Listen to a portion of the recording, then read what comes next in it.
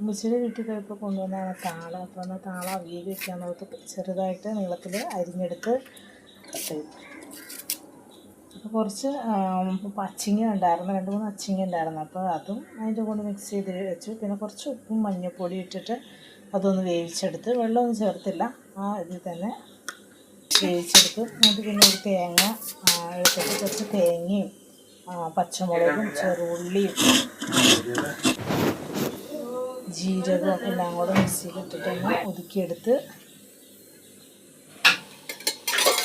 താള് വെന്ത് കഴിഞ്ഞപ്പോൾ അതിലേക്ക് നമ്മൾ ചേർത്ത് പിന്നെ എല്ലാം മിക്സ് ചെയ്ത് കഴിഞ്ഞിട്ട് തൈര് ഉണ്ടെങ്കിൽ നമ്മൾ കുറച്ച് തൈര് ഒഴിക്കുകയാണെങ്കിൽ കുറച്ചുകൂടെ ബെറ്റർ ആയിരിക്കും. ഞാൻ എൻ്റെ കയ്യിലില്ലാത്തതൊന്നും ഞാൻ ഒഴിച്ചില്ല. പിന്നെ കുറച്ച് വെളിച്ചെണ്ണ ആഡ് ചെയ്ത് ഇളക്കിയെടുത്ത് അടിപൊളി ടേസ്റ്റാണ് ഇത്. താള് നമ്മൾ സാധാരണ താള് വെറുതെ കൊളുത്തുന്നതിനേക്കാളും എല്ലാം നല്ല അടിപൊളിയാണ് ഇങ്ങനെ ചെയ്ത്.